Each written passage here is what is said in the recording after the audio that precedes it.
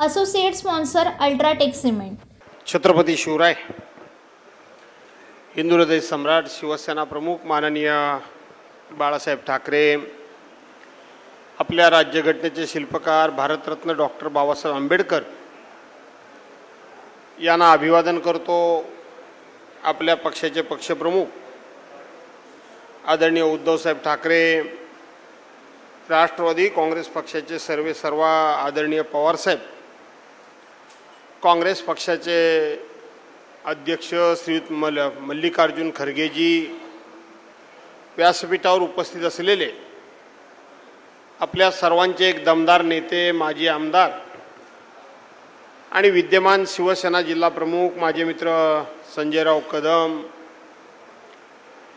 उपजिल्हा प्रमुख श्रीयुत पपुशेठ आमरे, आपल्या महिला आघाडीच्या जिल्हा संघटिका अरुणाताई आमरे, सुभाषराव मोहिते, गुहागर तालुका राष्ट्रवादी काँग्रेस पक्षाचे तालुका अध्यक्ष श्रीयुत पद्माशेठ आरेकर, गुहागर तालुका शिवसेना अध्यक्ष सचिन बाईत, गुहागर विधानसभा मतदारसंघाचे क्षेत्राध्यक्ष श्रीयुत महेशजी नाटेकर, आपल्या चिपळूणमधील नवनिर्वाचित तालुका प्रमुख माजी सभापती श्रीयुत पप्या शेठ चव्हाण, आपले मुंबई संपर्क प्रमुख श्रीयुत प्रकाशराव महाडिक, पक्षाचे सचिव श्रीयुत महेश गोळकर, माझे जुने सहकारी आणि माजी उपसभापती श्रीयुत नंदुशेठ शिर्के, आप्पासाहेब पालांडे, श्रीयुत प्रभाकरराव कदम, मुळे भाऊ प्रवीण ओक, खेडचे तालुका प्रमुख श्रीयुत संदीप कांबळे, दापोलीचे तालुका प्रमुख ऋषी गुजर, आमचे माजी सभापती श्रीयुत विश्वासराव दळवी, राष्ट्रवादी काँग्रेस पक्षाचे खेड तालुका अध्यक्ष विनायक निकम, उपजिल्हा प्रमुख श्रीयुत रवींद्र सुर्वे, शशिकांत चव्हाण, व्यासपीठावर बसलेली सर्वच मान्यवर मंडळी, माझ्या समोर बसलेली सर्व मान्यवर मंडळी, पत्रकार बांधवांनो आणि मोठ्या संख्येने उपस्थित असलेल्या सर्व सहकारी बांधवांनो, भगिनींनो आणि मित्रांनो, 4 तारखेला लोकसभेच्या निवडणुकीचा निकाल लागला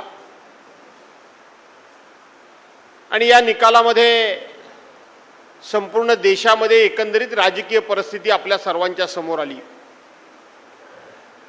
ज्या भाजपाने गेले 10 वर्ष कंठशोष केला की इस बार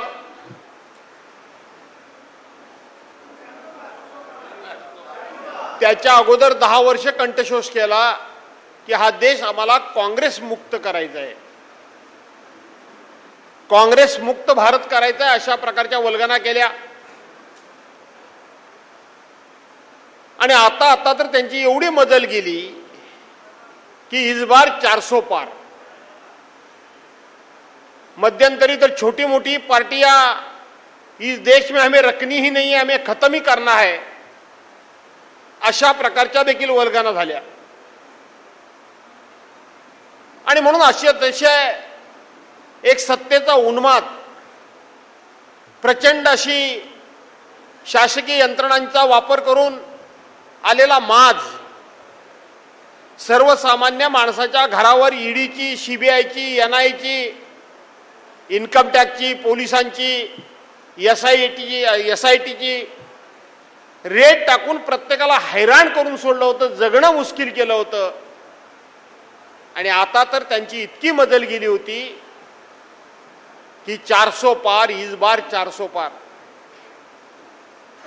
आणि मग हे 400 पार म्हणत असताना त्यांच्या पोटामध्ये पाप होतं,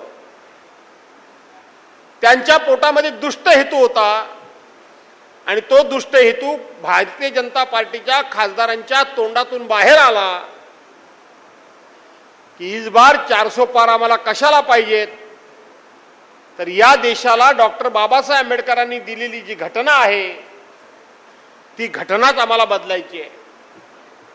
या देशाला स्वातंत्र्य मिळून 75 वर्ष झाली आणि या 75 वर्षाचा एकंदरीत आम्ही अमृत महोत्सव पंतप्रधान म्हणून साजरा करतोय, तर दुसऱ्या बाजूला ज्या लोकशाहीच्या बळावर आम्ही करतोय ती लोकशाही संपवून टाकायची आणि मग रशियासारखी एकाधिकारशाही, रशियासारखा जवळजवळ अहंकारी आणि डिक्टेटरशिप अशा पद्धतीची देशामध्ये राजवट आणायची, अशा प्रकारचं पाप या लोकांच्या मनामध्ये दडलं होतं. अतिशय दुष्ट हेतू ठेवून की ज्या लोकशाहीमुळं आपण या देशाचं 10 वर्ष राज्य करतो, राज्यकारभार करतो, देशाच्या प्रमुखपदी बसलेलो आहोत, त्याचा विसर या लोकांना पडला. देशाचा राष्ट्रपती हा सर्वोच्च असतो. लोकशाहीमध्ये सर्वोच्च मान हा देशाच्या राष्ट्रपतीचा असतो. एका बाजूला एक आदिवासी समाजातली महिला राष्ट्रपती म्हणून उभी करायची, दाखवायची लोकांसमोर. महिलेला संधी आम्ही दिली म्हणून सांगायचं. तशी तर संधी प्रतिभाताई पाटीलांच्या रूपाने यापूर्वी देखील मिळाली होती. पण एका बाजूला राम मंदिरासारखं राष्ट्रीय स्मारक आम्ही उभं केलं म्हणून सांगायचं, ते राष्ट्रीय स्मारक आहे म्हणून सांगायचं, आणि त्याच राष्ट्रीय स्मारकाचं उद्घाटन राष्ट्रपतींना करण्याची संधी द्यायची नाही. दुसऱ्या बाजूला नवीन संसद भवन उभं करायचं. जाऊ द्या, शांत राहा.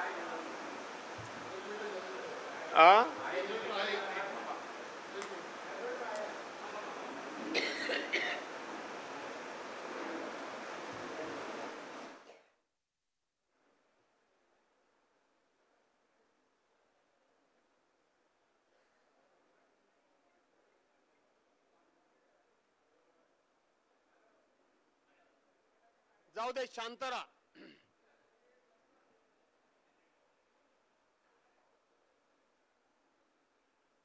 आणि मग एक नवीन संसद भवन, हजारो कोटी रुपये खर्च करून या देशाचं एक नवीन संसद भवन बांधायचं. आणि त्याच वेळेला या देशातल्या विरोधी पक्षांनी मागणी केली की या संसद भवनाचं उद्घाटन हे देशाच्या राष्ट्रपतींच्या हस्ते करा. पण विरोधी पक्षाला किंमतच द्यायची.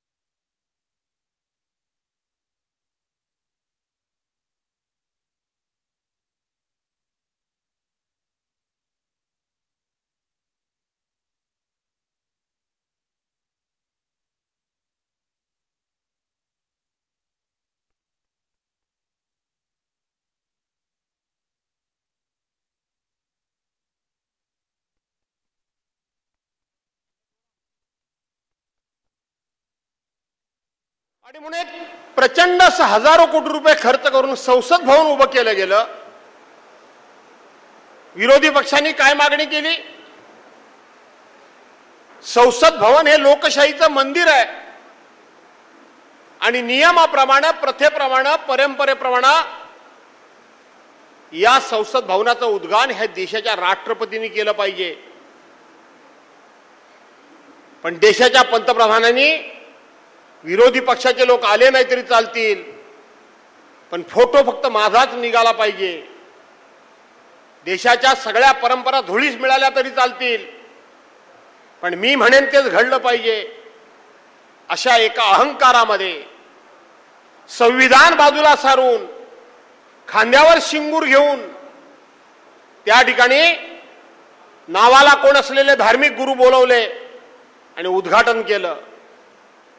हा देश संविधानावर चालतो. हा देश या संविधानामध्ये सर्व धर्माच्या जाती धर्माच्या लोकांना समान वागणूक देतो, समान बाब त्या ठिकाणी वागण्याचा हक्क देतो, तिथं अशा प्रकारचं या ठिकाणी नाटक आणि नको तो उद्योग देशाच्या पंतप्रधानांनी केला. प्रभू रामचंद्राच्या मंदिराचं उद्घाटन केलं. कधी केलं? प्रभू रामचंद्राच्या मंदिराचं उद्घाटन 22 जानेवारीला केलं. ते हनुमान जयंतीला झालं असतं तर ते रास्त झालं असतं, ते रामनवमीला झालं असतं तर योग्य ठरलं असतं. बरोबर आहे की नाही? आज तुम्ही नेहमी लहान आहोत, लहानाचे मोठे झालो आहोत. कुठल्याही देवळामध्ये आपण गेलो तर एकटा राम आणि तोही बाल्यावस्थेतला राम, छोटा राम, ही मूर्ती आज तगात आम्ही कधी बघितली नाही. प्रभू रामचंद्राचं दर्शन घ्यायचं असेल, प्रभू रामचंद्राच्या मंदिरामध्ये जायचं असेल तर रामाच्या एका बाजूला लक्ष्मण, दुसऱ्या बाजूला सीतामाई आणि पायाशी हनुमान बसलेला नाही असा एकही राम मंदिर मी कधी बघितलं नाही.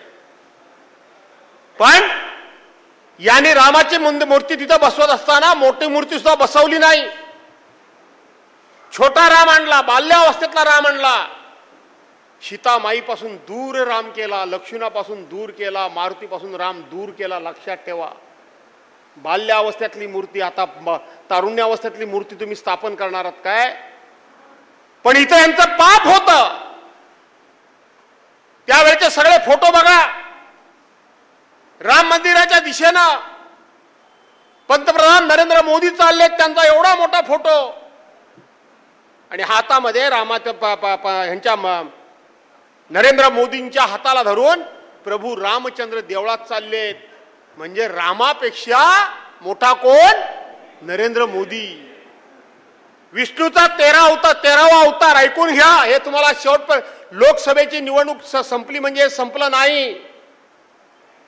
विष्णूचा 13वा अवतार नरेंद्र मोदी. असा एक या देशामध्ये उन्माद मांडला होता, उन्माद मांडला होता.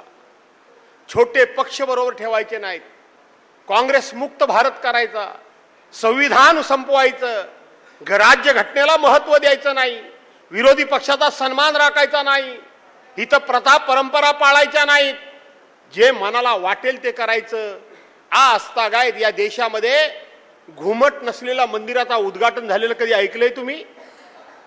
जाऊन त्या अयोध्यामध्ये बघा, घुमट नसलेलं रामाचं मंदिर उभं आहे.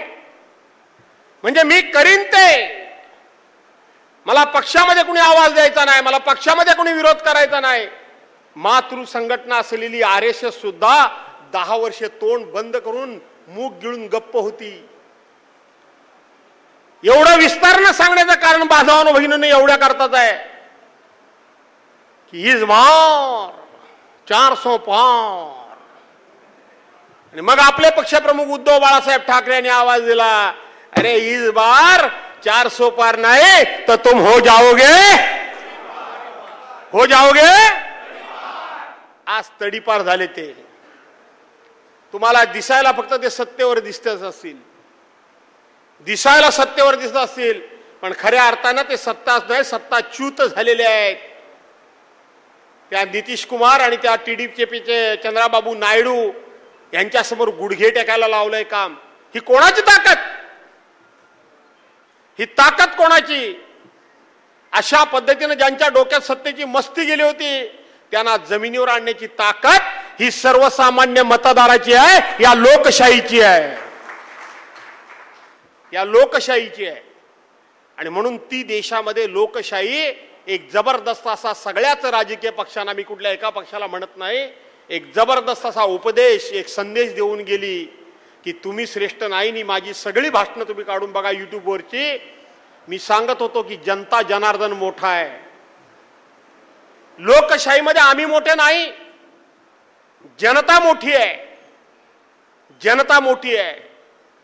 विस्तारानं बोलायचं होतं पण आता वेळ झालाय बराच, म्हणून मी जास्त वेळ तुमचा घेत नाही. आणि म्हणून जनता सर्वोच्च आहे याचं भान ज्यांना जे विसरतात त्यांची ही अशी अवस्था होते.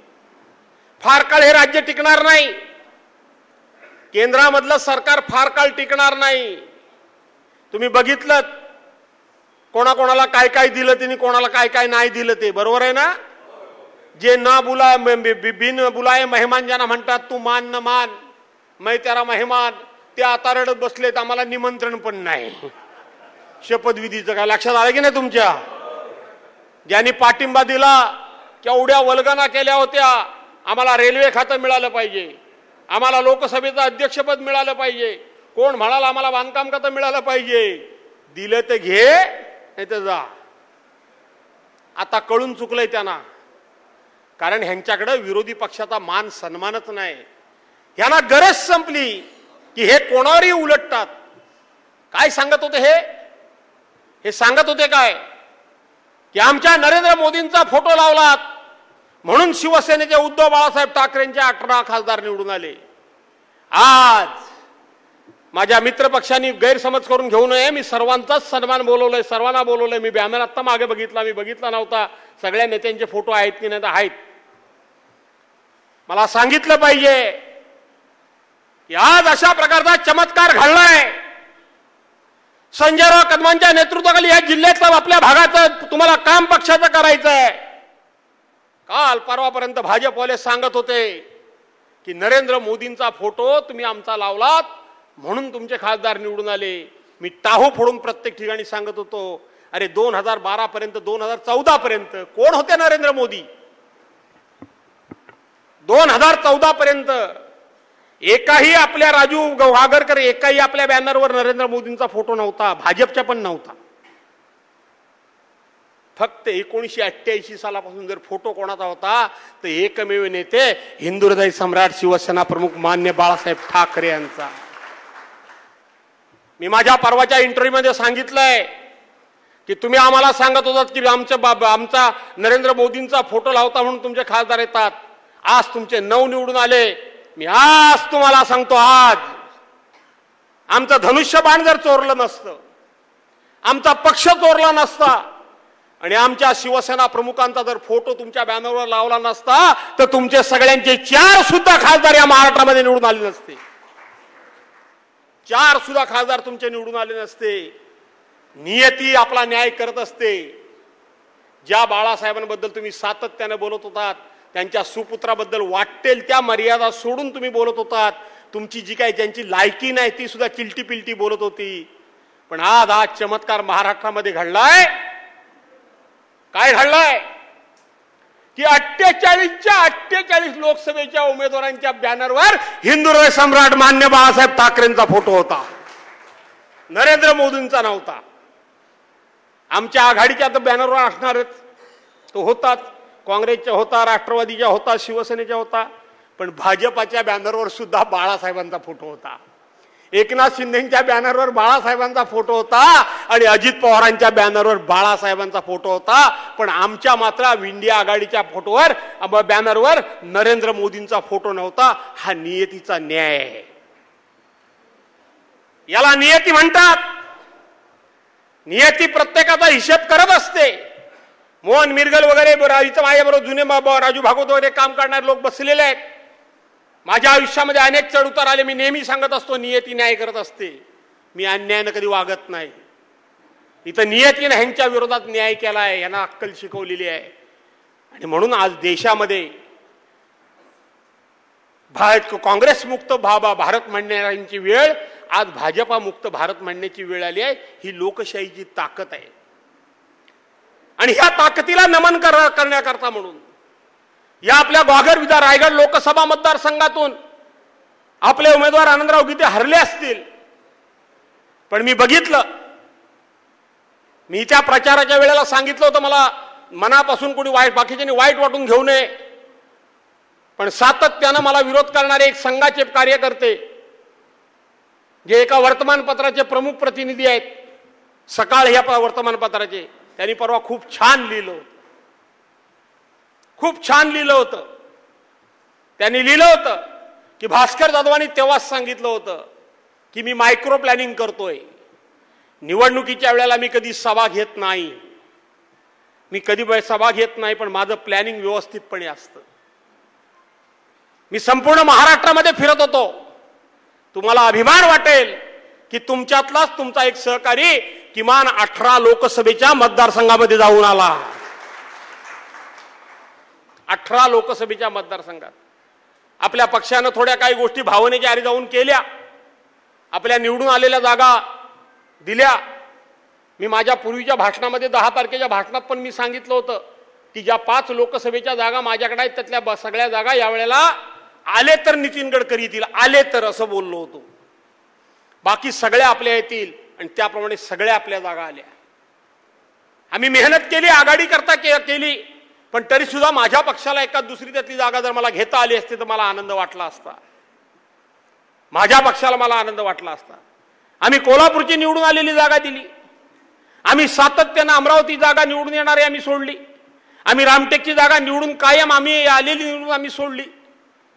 पण त्याच्याकरता माझ्या पक्षप्रमुखांचा अत्यंत उदात्त हेतू होता की इथं माझे किती तुझे किती, यापेक्षा भाजपाला तडीपार करायचं म्हणजे करायचं, ही माझ्या पक्षप्रमुखाची भूमिका होती.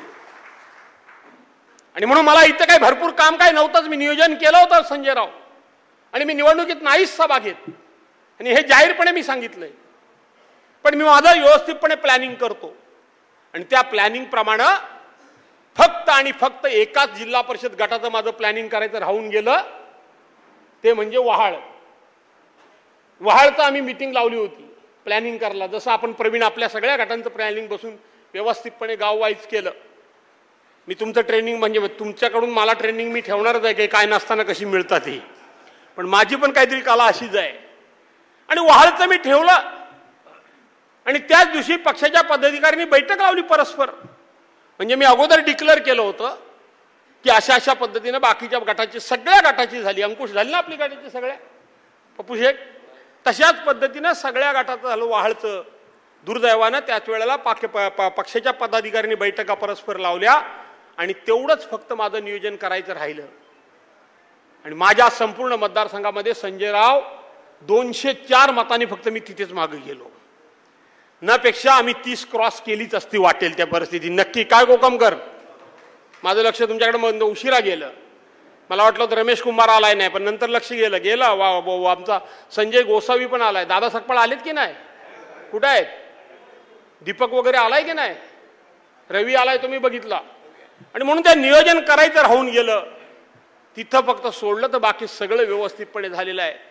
आणि मग अशा पद्धतीनं आपला जर लोकप्रतिनिधी पराभूत झाला, तर पराभूत झाल्यानंतर सुद्धा जेव्हा मी अख्खा महाराष्ट्र पादाक्रांत करतोय, त्याच वेळेला माझ्या मतदारसंघातल्या माझ्या सहकार्याने एवढं मताधिक्य दिलं, मग तुमचे आभार मानायला नको? तुमचे आभार मानायला पाहिजेत का नको? मी आभार मानायला सुरुवात केली. राजू साळवी गावागावात जायचा निर्णय घेतला. खरं तर दिवसागणिक माझा वाढता व्याप, एवढं माझं काम, तसं वय सुद्धा आता वाढलं, पण नाही, जाऊन गावागावात जाऊन प्रत्येकाचे आभार मानायचे. आम्ही खाडीपट्ट्यातून ती सुरुवात सुद्धा केली. पण त्याच वेळेला एक आनंदाची बातमी येऊन थडकली की माझा एक लढवय्या सहकारी, जो शिवसेनेला खऱ्या अर्थानं जो लढणारा पाहिजे, तो जिल्हा प्रमुख नि तालुका प्रमुख झाला, त्याचा सत्कार केला पाहिजे. त्याचा सत्कार केला पाहिजे. आणि मग मी फिरतीवर आहे. मला आता शुक्रवारपासून मला विदर्भाच्या दौऱ्यावर जायचं आहे. त्याच वेळेला त्याच पेपरमध्ये बातमी आली की माझ्याकडे अधिकचा सातारा, सांगली आणि कोल्हापूर दिलेला आहे. तिकडे जर मला जायचं राहिलं तर मग माझ्या सहकाऱ्यांचा सत्कार करणं राहून जाईल. आणि म्हणून हे सत्काराचं आयोजन आहे, आणि म्हणून हे आभाराचं आयोजन आहे एकत्रितपणे. पण सांगून ठेवतो, मला आता अधिवेशन सुरू होईल, मला जसा वेळ मिळेल तसा, कितीही वेळ मिळू द्या, माझ्या मतदारसंघातली 322 गावं आहेत. त्या 322 गावामध्ये भास्करराव येणार म्हणजे येणार, एवढं लक्षात ठेवा. तुमच्या सगळ्यांपर्यंत येणार. आज जरी जाहीर आभार मानले असले तरी सुद्धा तुमच्याकरता, सगळ्यांकरता मी गावागावात येणार आहे. तुमच्या सर्वांचे आभार मानायला येणार आहे. कारण माझी इज्जत इब्रत तुम्ही राखलीत. माझी इज्जत, मला विश्वास होता, विक्रांत पाठीमागे सगळं बघत होता, काय अडचण नव्हती, तुम्ही सगळे होतातच. पण तरी सुद्धा जर माझ्या मतदारसंघामध्ये मताधिक्य कमी मिळालं असतं तर टोचा मारायला बसलेलेच आहेत. टोचा मारायला बसलेत की नाही? ते बसलेलेच आहेत. काही लोकांची तेच काम असतं, बाकी काय कामच नसतं. आणि म्हणून ती तुम्ही माझी इज्जत इब्रत नुसती राखलीत नाही, तर तो माझा सन्मान वाढवलात. मित्रांनो, तुम्हाला सर्वांना अभिमान वाटला पाहिजे की आज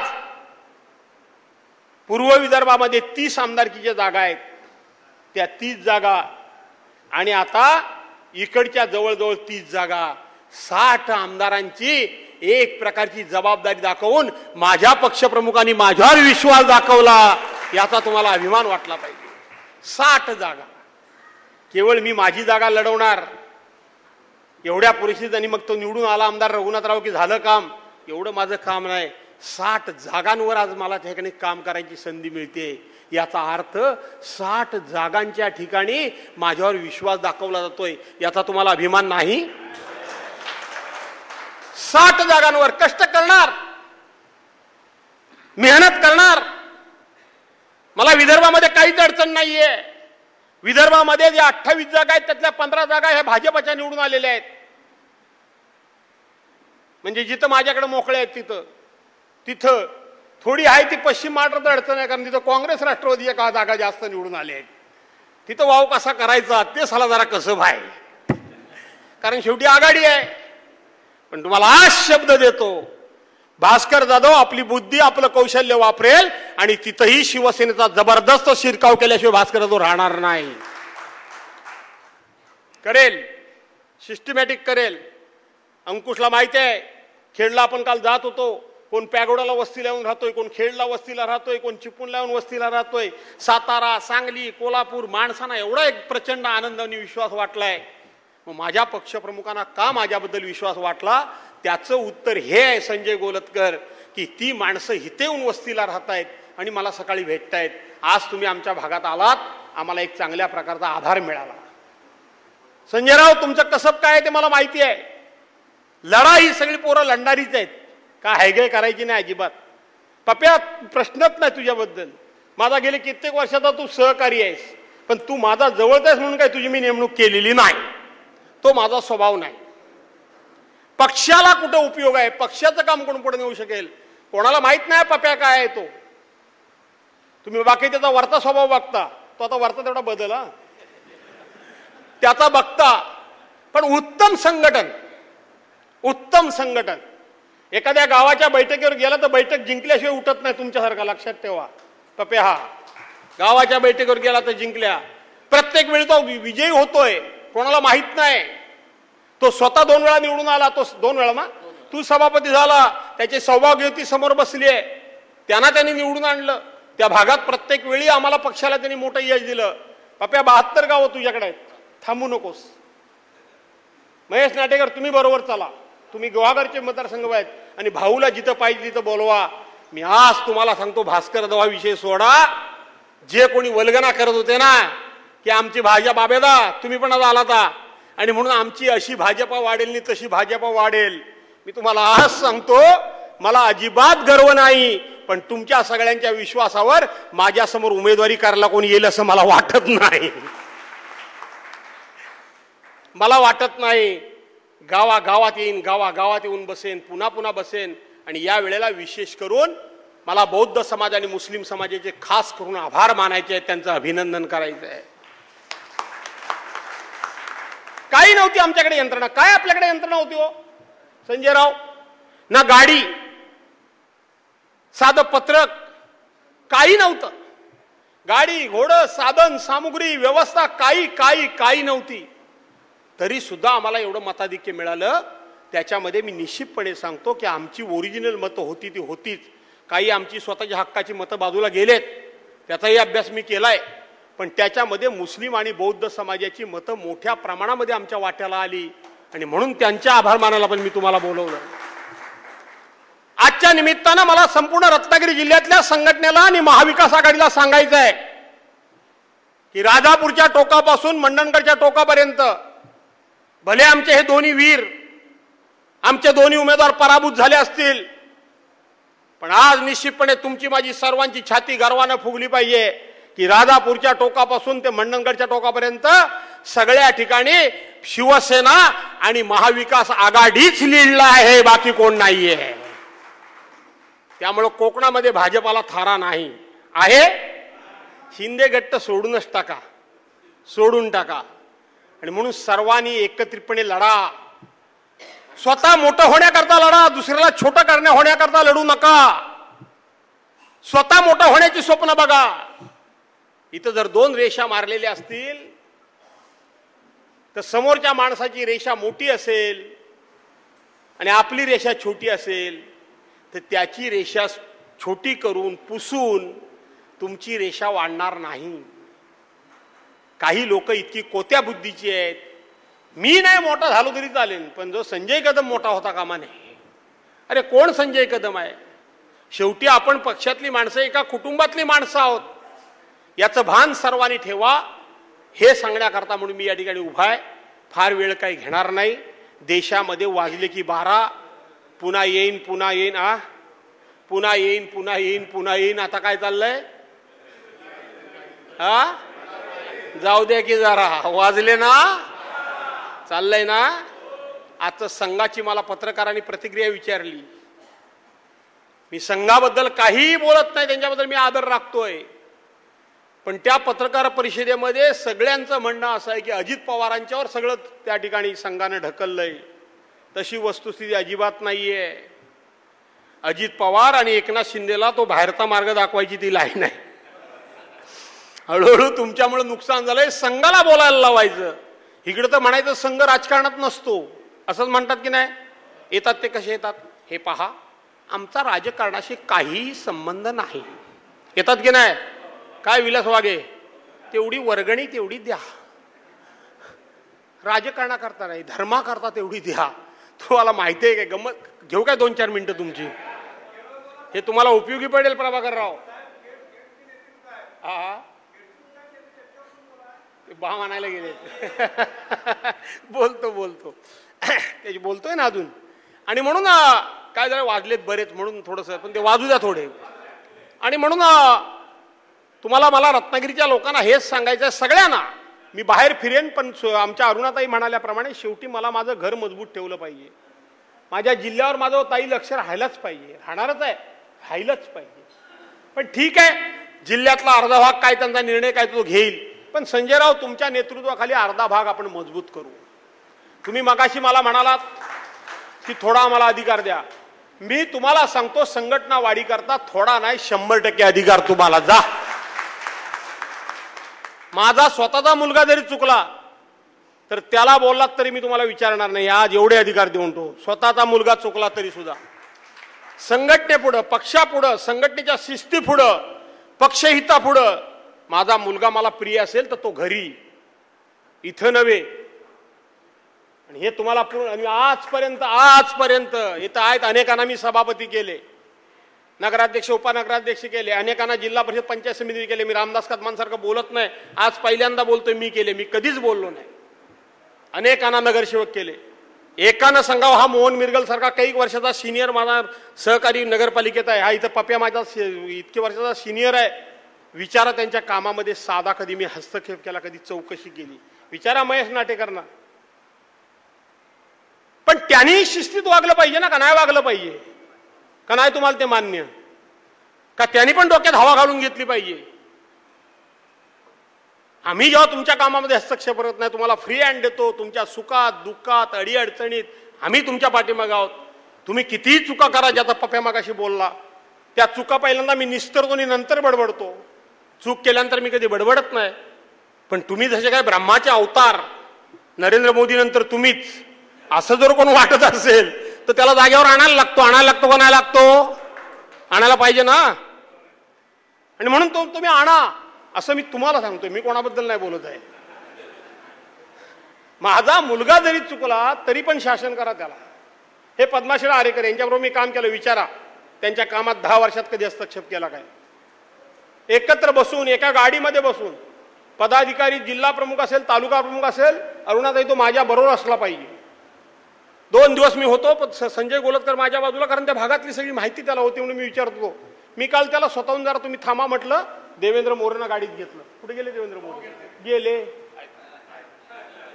देवेंद्र म्हणले मग कशाला? ते संजयला माहिती आहे, घ्या त्याला. नाही, तुम्ही या भागात पदाधिकारी आहात, तुमचा सन्मान मोठा आहे, तुम्ही बसलं पाहिजे माझ्या बरोबर. बोललो ना प्रकाशराव. पण जर देवेंद्र मोरेंना असं जर वाटायला, म्हणजे उदाहरण सांगतो की माझ्याशिवाय ह्याचं काही पान हलत नाही, तर मी त्यांचा बाप आहे. आणि म्हणून तुम्हाला पूर्ण अधिकार. पप्या, तुला सुद्धा सगळी व्यवस्था मी करेन, तू काळजी करू नकोस. 72 गावं ढवळून का ढवळून. पप्याला बरोबर घेऊन फिरायला रे. कुठे गेला आमचा तो निकम बिकम? गेला की काय? होता ना मग अशी. अरे नितीन निकम बाहेर गेलास? पप्यावर रागात आहेस वाटतं. नाही. आणि म्हणून ना गमतीचा भाग या सर्वांना घेऊन बरोबर करा. राहता राहिले खेड बीड काय तुम्ही विचार करू नका. मी तुम्हाला आत्ताच सांगतो, काही मला काम नाहीये. मी उद्या शुक्रवारी विदर्भात जाणार आहे. माझ्याकडे ज्या 30 आमदारकीच्या जागा आहेत, आज मी तुम्हाला सांगतो तिथं आपला उगा एक आमदार आहे, 2 आमदार आहेत, किमान 12 ते 14 आमदार निवडून आणल्याशिवाय राहणार नाही.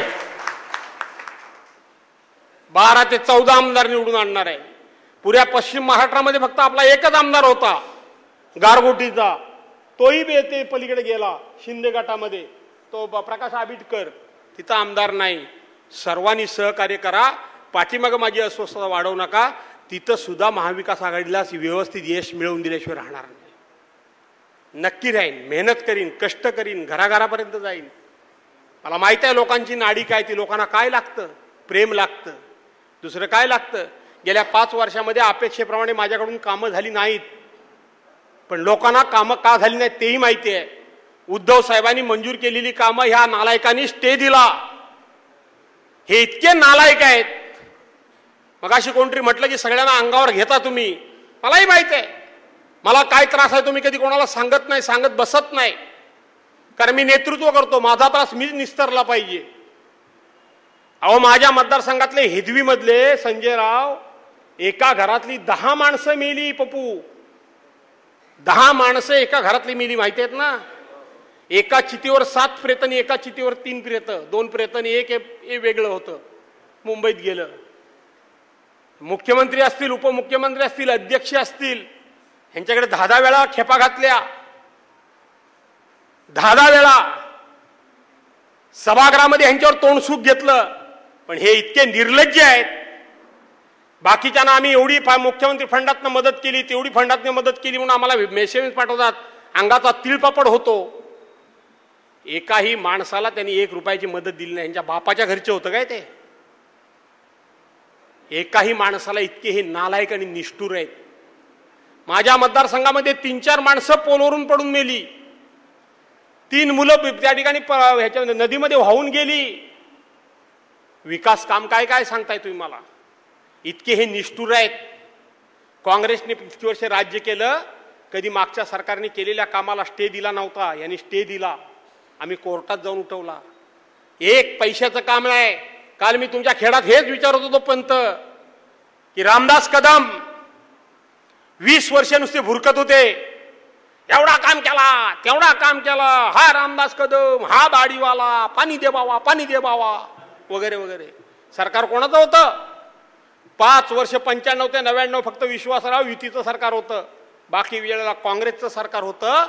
ह्यांना लाजा वाटायला पाहिजे होत्या की आपण त्यावेळेला मोठमोठ्या घोषणा करत होतो. त्यावेळेला आपण विरोधी पक्षात असून सुद्धा काँग्रेस सरकारने विकासाला कधी पैसे नाही म्हटलं नाही. आणि आपण उद्धव साहेबांच्याच सरकारमधून निवडून आलो आणि पलीकडे गेलो आणि उद्धव साहेबांच्या बरोबर राहिले आमदार, त्यांची कामं थांबवली. लाजा वाटायला पाहिजे त्यांना, लाजा. आणि म्हणून त्यावेळेला मोठमोठ्याने भुरकत होते आम्ही कामं केली, आम्ही कामं केली म्हणून.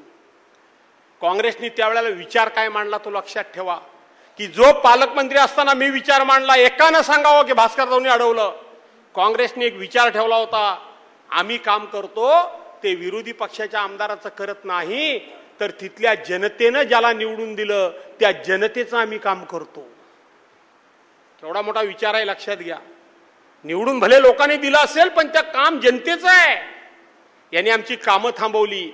पण तुम्हाला धन्यवाद द्यायचे आहेत की माझ्याकडून 4-2 कामं कमी नाहीच झाली, पण झाली असली तरी सुद्धा माझ्या गुहागर विधानसभा मतदारसंघानं एवढं मोठं लीड दिलं, त्याबद्दल तुम्हाला द्यावे तेवढे धन्यवाद थोडे आहेत. मी आमदार असल्यामुळे माझ्याकडे काहीतरी होतं, तरी ह्या भावाकडे काय होतं? काय होतं? विकास कामाला पैसा नाही, आमदार नाही. बाकी पैसा किती होता मला म्हणजे बाकी पैसा किती होता मला माहित. नव्हता? नाही, काय नाही, बाकी पैसा नाही. भिडला, गडी भिडला. एवढ्या मोठ्या घाशान ओरडत होते. 50,000चं मताधिक्य. त्यांनी मगाशी वाटा सांगितला तो तुमच्या लक्षात नाही आला. ग्वाघरचा पण वाटा माझ्याकडेच नाही, दापोलीचा पण माझा वाट्याकडे. वाटा होता कोणाकडे? वाटा देणारा कोण? तटकरे ना. अरे तटकरे ना, दोन्ही वाटे आपल्याकडेच, इकडं पण नाही तिकडं पण. तशा परिस्थितीमध्ये तिथल्या लोकांनी 8,500चं मताधिक्य केलं. 8,500. याचा अर्थ राजापूर पासून मंडणगडच्या टोकापर्यंत ही सगळी जनता ही महाविकास आघाडी आणि उद्धव बाळासाहेब ठाकरे यांच्या पाठीमागे उभी आहे. ही जनता उभी आहे. तिचा मान सन्मान व्हावा, तिचा त्या ठिकाणी गौरव व्हावा, त्यांचे आभार मानावे याकरता म्हणून मी या ठिकाणी बोलवलं. प्रकाशराव महाडिक तर 4 वेळाला इथं अंबरनाथमधून नगरसेवक म्हणून निवडून आलेले आहेत. ते खेडचे सुपुत्र आहेत. माझा महेश गोळकर तर मी 2007 साली जेव्हा ग्वागरमध्ये गेलो तेव्हापासून माझ्याबरोबर काम करतोय. माझा प्रत्येक कामाचा आणि प्रत्येक माणूस त्याच्या ओळखीचा आहे. मुंबईमध्ये तुम्हाला मोठी मोहीम काढायची आहे. संजय रावांच्याकडे पण माझ्याकडे पण दोन्ही ठिकाणी काढायची आहे. इथं आता प्रकाश हेला आमचे कदम प्रभाकरराव कदम त्यांची नियुक्ती झालेली आहे. मी आमच्या अरुणाताईंना सांगेन जरा महिलांना पुन्हा तुम्ही चालना तुमच्या पद्धतीने द्या. सुभाषराव तुम्ही पाठीशी कायम राहा. मुक्तारबाई ठाकूर आणि आमचे ते ग्वागरवाले वगैरे सगळे माहीमकर वगैरे सगळे आलेले दिसत आहेत. इथं आमचा मजिदबाई केळकर आहे. इथं माझा जुना मित्र मुरादपूरचा आहे. इथं आमचे बंदरकर सर सुद्धा इथं आलेले आहेत. सगळ्यांचं आणि उपस्थित सर्वांचं या ठिकाणी मी आभार मानतो. असंच पाठबळ द्या, अशीच पाठिंबा द्या. तुम्ही जर असेच पाठीशी उभे राहिलात तर उभ्या महाराष्ट्रामध्ये भास्कर जाधवचं नाव म्हणजे ते तुमचं नाव मोठं झालेलं असेल लक्षात ठेवा. तुम्हाला अभिमान वाटतोय का नाही वाटतोय? आणि मग आता विनंती करतो, जेवायला जाण्यापूर्वी हा दरवाजा बंद करा. सगळ्यांना आत घ्या, नंतर नाही. सगळ्यांनी आत या, माझं काम आहे. A to Z लोकांनी आत या. आणि दरवाजावर बाकीचे उभे आहेत ना, त्याने आपलं काम सुरू करा आणि त्या पद्धतीने एकेकाने जेवायला जा. हे जेवण म्हणजे आपलं स्नेहभोजन आहे. आणि म्हटलं तर आठवड्याची काय वार्षिक राखण आगोट आपण करू, गटारी करू जोरात. मी तिकडून फिरून आलो की गटारी जोरात करू आणखी पुन्हा. पण ही राखण फक्त दिलेली आहे. आपण जसं राखणेच सांगतो ना, कोणाचा आवाड हवा नको, रोज नको, गाव कपसाल नको, कोणाचं काय पिढा नको, ज्याची त्याची इकडे हिडापिडा राहू दे, रामदास कदमचं तोंड कायमचं बंद होऊ दे वगैरे वगैरे. जय हिंद, जय Maharashtra. Associate sponsor UltraTech cement.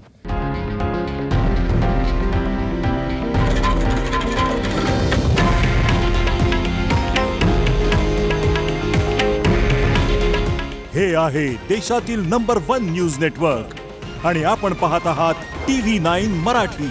काळजी तुमची, हित महाराष्ट्राचं.